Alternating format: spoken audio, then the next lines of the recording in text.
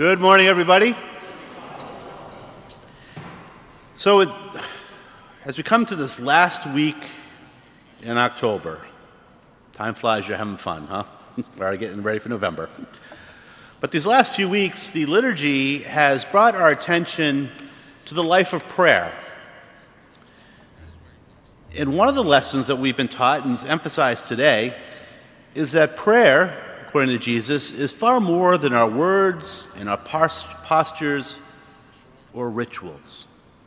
Although these do have a place in prayer. But prayer also involves the whole person, heart, mind, body, and soul, turned towards the Lord. The prayer is not something we do just as a family of faith, as we gather for a liturgy, or as we do in our individual daily prayers. But prayer also extends to how we live our lives. And that's why this parable on prayer today is introduced as those who are convinced of their own righteousness and despise everyone else, showing an inconsistency in that, in a fault and lack of prayer when we live that way. Jesus gives us two examples of people at prayer. First, a Pharisee. Now don't roll your eyes, because we always do whenever we hear Pharisee enter the picture, because we know this is not going to end up well for the Pharisee, right? That somehow he's going to mess it up. That's the benefit of 2,000 years of history of hearing these stories. We know the chief adversaries to Jesus' teachings and way of life are the Pharisees and scribes. But when we do that quick dismissal, we miss an important part of this parable. The Pharisees were held in high esteem in the culture and seen as holy and devoted men to God's law and ways of faith. And many, if not most, were. The ones we hear in the gospel are those who are living a different way, right? Using this respect, using this fame, if you will, for their own benefit. But overall, the Pharisees as a class were held in high esteem for their great faith. That's important to remember as we go through this parable. Now, this Pharisee goes to temple to pray and not on the Sabbath. Now, we need to actually see that as a positive teaching, an example of the Pharisee, teaching us that our prayer is not just going to Mass, right? That our prayer involves times outside of liturgical prayer, outside of the communal prayer, to communicate with the Lord, to commune with Him. It's an essential part of our faith, and for our faith to grow and be sustained throughout the week. And in this Pharisee provides a good example, and that should be acknowledged. But then Jesus reveals something, or tells us something revealing. He says that this Pharisee, he spoke this prayer to himself. And two great challenges in there. And a challenge that we all sometimes struggle with in our own lives. First and foremost, let's take the two words, he spoke. We need to be careful that our time of prayer is not packed and filled up with words. Certainly words are important, and they need to be used in our moments of prayer. But our times of prayer also need to involve times of listening, perhaps more than speaking, listening to the Word of God, of being in quiet, and simply aware of God's presence and being in God's presence. That's really what allows that bond of love with the Lord to strengthen and solidify. It's the part of prayer that we struggle with the most and perhaps don't utilize in most of our times of prayer. The second challenge is, in this phrase, the Pharisee's prayer becomes one of self-praise. Not praise of God, but praise of himself. A list of accomplishments. And the only time he looks outside of himself, if you can call it that, is when he glances to the tax collector, not with compassion, but with comparison. Look at that train wreck. Thank goodness I'm not like him. Right? The other point of the Pharisee's action here is making sure that others are seeing that he is praying and being holy, that he is better than all of them. Opposite of that, the tax collector. The tax collector who's despised by everybody, seen as a traitor to the people. Tax collectors were often corrupt and greedy, and most of the time probably were. Considered the lowest of all sinners. In other words, in the two people we have in the temple that Jesus presents to us, they are mirror opposites of each other. Respected highly, despised highly. Right? Seen of great holiness, the great sinner. This tax collector, we're told by Jesus, stands off at a distance, unable to raise his eyes to heaven. A posture of humility and an act of truth. He's recognizing not just his social status, but his spiritual failings and poverty. And we're told that all he can say is, "Oh God, be merciful, a sinner." Actually, that's not what Jesus tells us. Jesus tells us he prayed, "Oh God, be merciful to me, a sinner." He prayed. He didn't speak to himself. He didn't speak to those around him. He directed his comments to the Lord in a very simple prayer. "Oh God, be merciful to me, a sinner." There's another lesson in that is so often we fill our prayers with complicated prayers, right? And length of time is one of our focuses in that. And yet Jesus, he teaches us the Lord's Prayer, right? The perfect prayer. It's pretty short.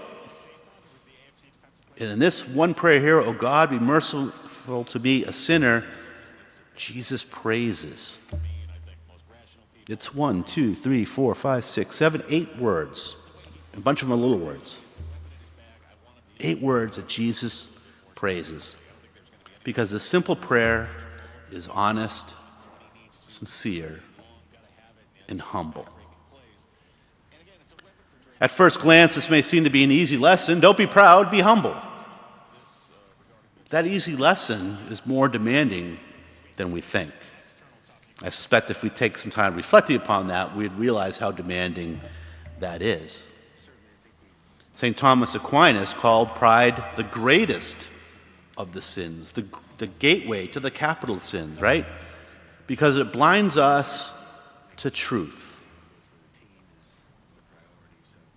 And the Pharisee gives us an example of that. His prayer wasn't a prayer at all. It was a declaration of independence from God. He wasn't praising God. He wasn't thanking God. He wasn't asking God for help to be a better Pharisee, a better leader of the people, to be holier and more devout, to come to know the Lord better, to live his ways in a better way. He wasn't asking God for grace, for healing. He wasn't asking God for forgiveness. He was announcing that he didn't need God at all. Pride does that. It puts our focus on ourselves and turns us away from God and from others. In fact, as the gospel says, we could despise others from a position of pride and focus on self. And if we reflect on that for just a moment, we should really realize how perilous pride is. Because if I'm focused on myself and despising others, guess what I'm not doing?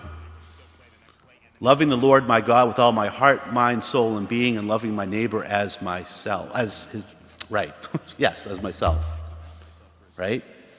Which, by the way, Jesus calls the two greatest commandments. Not suggestions or words of inspiration. The commandments that we are to live in love of God and love of neighbor.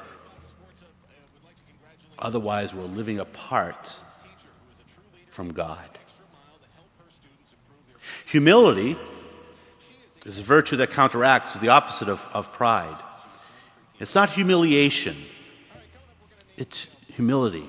It's rooted in reality. It begins with a simple truth that I've quoted before from Bishop Barron: God is God, and I am not. I think every single Christian should pray that the first thing when they wake up in the morning. God is God, and I am not. Because if we all prayed that the first thing when we got up in the morning, not just all of us here, but the entire church and the entire human race, the first words out in our minds, in our hearts, God is God and we are not, I suspect we would live each day differently, and I suspect our culture would look very, very different than it does now. This position of humility is a recognition of our limitations and our sins. It opens us to forgiveness and mercy and greater love. Humility focuses us or refocuses our attention to the Lord and loving our neighbor more compassionately.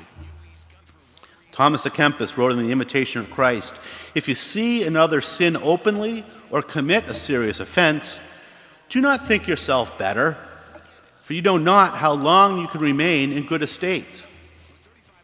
We are all frail," he wrote, "and consider none more frail than yourself." And that is the challenge of the gospel, the challenge of the Christian life, the recognition that we are frail, that we are sinners in need of redemption and saving.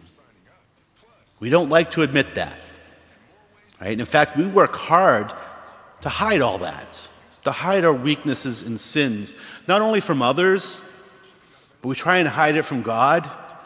We try and hide it from ourselves. And when we do that, all that happens is we become more anxious and stressed and impatient and spiritually restless. The moment we admit our need for God, for His mercy and forgiveness and healing, like the tax collector, grace floods in.